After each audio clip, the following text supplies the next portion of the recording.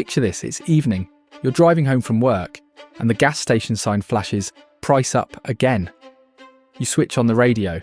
The host reports that Americans now owe more than $1.7 trillion on car loans. Then you remember your own payment, the one that drains your account every 15th of the month. $742 on a good month. A friend pays more than $1,000. And it isn't a luxury SUV, it's a compact with 40,000 miles. If that already makes you uneasy, stay with me, because the road we're on leads straight toward a financial cliff. Over the next few minutes, I'll lay out how the modern car market morphed into a debt machine, powerful enough to bankrupt solid, hard-working families, maybe even yours. And I'll show you what you can still do to steer clear before the guardrail gives way. You might even profit from it if you follow everything I say. Think back to early 2020, when factory lights flickered off across Michigan, Mexico, Germany, Japan. Supply chains froze in a matter of weeks. Computer chips became rarer than gold dust, and automakers, unsure whether anyone would buy cars during a pandemic, slashed production deeper than at any moment since World War II. At the very same time, Washington wired stimulus checks into almost every bank account.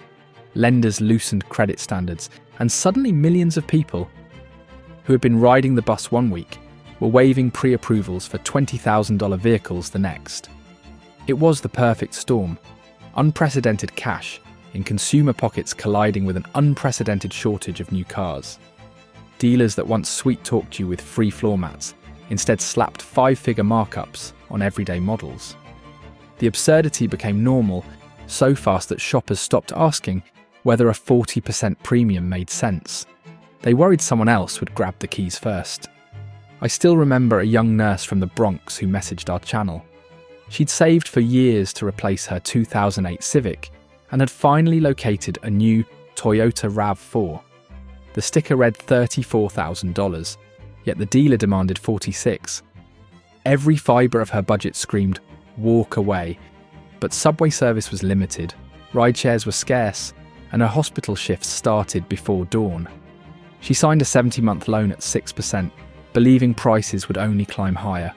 Within 18 months, the supply pipeline unclogged, rebates reappeared, and identical RAV4s were selling for $31,000. Yet she still owed $38,000 plus interest. Multiply that quiet tragedy by hundreds of thousands of households, and you grasp why economists whisper the phrase automotive debt bomb. When factories finally caught up, they overshot. Carriers unloaded rail cars full of crossovers onto dealer lots already stuffed with pickups. But the buyer, who might once have snapped them up, was now staring at a different shock. Loan rates had more than doubled. Before the pandemic, a prime borrower could finance a new sedan at 3%, sometimes less. By late 2024, 6% was common, and anyone with bruised credit faced double digits. Insurance companies, battered by record repair costs and billion-dollar climate claims, raised premiums 50% nationwide, worse in coastal states. Fuel flirted with $5 a gallon in some regions, tolls ticked upward to plug state budget holes, and suddenly the true cost of a reasonable vehicle looked more like a luxury mortgage. Let's follow one numbers trail. Take a Honda Accord priced at $31,000. In 2021, a buyer who put $5,000 down snagged a 2.5% loan and paid $150 a month for insurance, faced an all-in obligation of roughly $600. Fast forward to spring 2025. Identical sticker, identical down payment, but a 6.3% loan and a $225 premium. Push the monthly bite to more than $730. Over 5 years, the second driver will lay out about $7,200 extra. And that's before a single quart of oil or unexpected fender bender. Now imagine you chose something flashier, maybe a mid-sized truck or an entry-level luxury coupe. Your payment balloons, so do taxes, tyres, and full coverage insurance. You haven't even left the showroom, and the future is already claiming raises you haven't earned. As costs soared, trade-in values sagged. Used car prices, which had rocketed to once-in-a-lifetime highs, slid 15% in 2024 alone. Owners who'd borrowed against bubble peak appraisals discovered they were several $1,000s upside down. According to Edmunds, nearly 1 out of every 4 vehicles handed to a dealer last quarter came with at least 10 grand of negative equity. I spoke with a Texas electrician who owed $48,000 on a Ram 1500, now worth 31. He joked that he was installing heated seats in a truck he no longer wanted because selling it would require a personal loan merely to clear the title. That's the cruel alchemy of this market. The moment the wheels start rolling, your debt might accelerate faster than the odometer. Meanwhile, repossessions tick up month after month. A Phoenix recovery agent told business reporters his company no longer cherry-picks high-value units. They haul everything from base Civics to leased Mercedes crossovers. He described one night collecting 6 vehicles on a single quiet street, all owners current on other bills, but unable to keep pace with 5-figure car obligations. Early-stage delinquencies now sit above any point since the Great Recession, and this time the collateral declines in value faster, leaving lenders, insurers, and borrowers equally exposed. You might assume such carnage would force prices down sharply, yet another obstacle appears: tariffs. A fresh 25% duty on imported vehicles and parts went live in May, touching nearly half the cars Americans buy. Ferrari was first to announce a 10% sticker jump, but behind closed doors, mainstream manufacturers draft similar hikes. Even rumours of additional tariffs ripple through supply contracts, nudging quotes higher before the law is printed. Dealers caught in the middle sit on 3 million unsold units, double last year, while many still refuse to discount deeply for fear of torching residual values. It is a stalemate where consumers won't pay, retailers can't slash, and assembly plants quietly trim shifts to avoid stockpiling even more steel nobody wants. Inside corporate boardrooms, panic simmers. Nissan's profit collapsed 90% year-on-year, leading to 9,000 layoffs and a failed plea to merge with Honda. Ford postponed its shiny new Tennessee electric truck facility. Stellantis cut third shifts in Illinois, citing market softness. When companies with century-long histories start begging rivals for lifelines, suppliers tremble, workers tighten budgets, and local economies feel the chill. The ripple travels all the way back to you in the driver's seat, because a struggling manufacturer passes cost upward through parts pricing, warranty cutbacks, and reduced incentives. So where does that leave the family staring at a 12-year-old minivan that wheezes each time the AC kicks in? It feels like a no-win choice. Gamble on a repair that could exceed the van's value, or sign a fresh note that devours every spare dollar. But there is still room to manoeuvre if you act before the market's next lurch. The first move is brutal honesty. Open your banking app tonight and total every auto-related expense: principal, interest, insurance, fuel, maintenance, parking, toll transponders, even the monthly fee for satellite radio.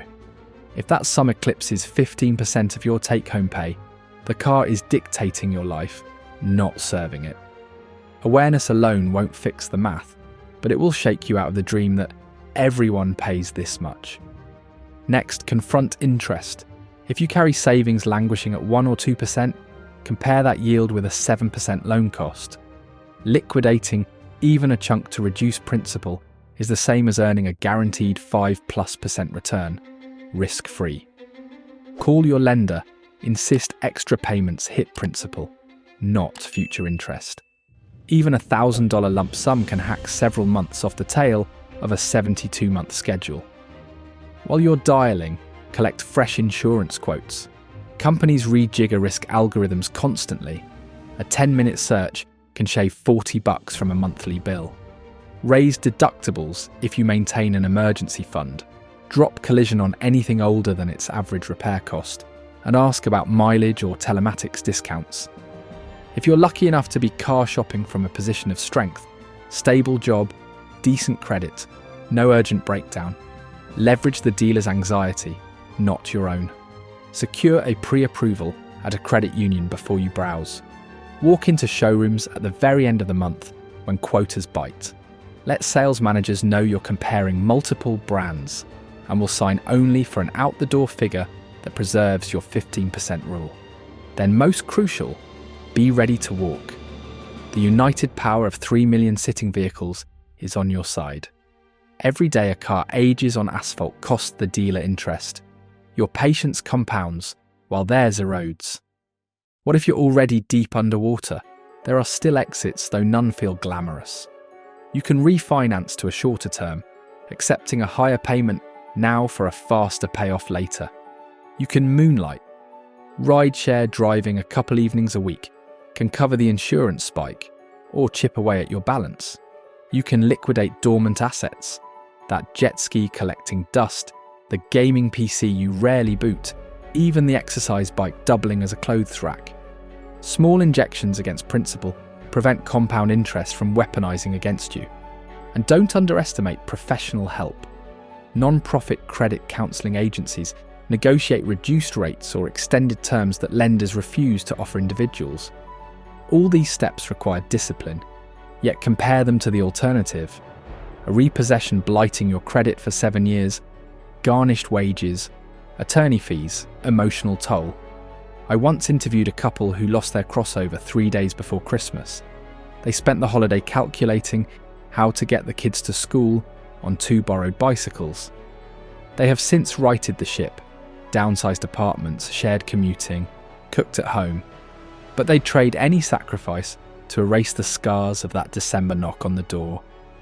Where the broader economy heads next is anyone's guess. Some analysts predict a soft landing, others whisper about stagflation. Regardless, vehicle costs have already punched above the household beltline. A JP Morgan study shows transportation now swallows up to a quarter of disposable income for many middle-class families. That money crowds out retirement contributions, college savings, even basic healthcare. Stress skyrockets, relationships strain. More Americans now fear missing a car payment than paying a medical bill, a statistic that would baffle our grandparents. Yet there is a different future within reach. Picture yourself 12 months from now. You kept that faithful 2013 Corolla one more year, refinanced to 4%, jacked the deductible, and banked the $200 difference each month. You used half to hammer principal, half to build a next car fund. Gas eased a little, a new insurer offered mileage-based rates, and your savings grew to $3,000. One afternoon you log in and see the loan balance finally dip below the Blue Book value. In that moment the power shifts back to you.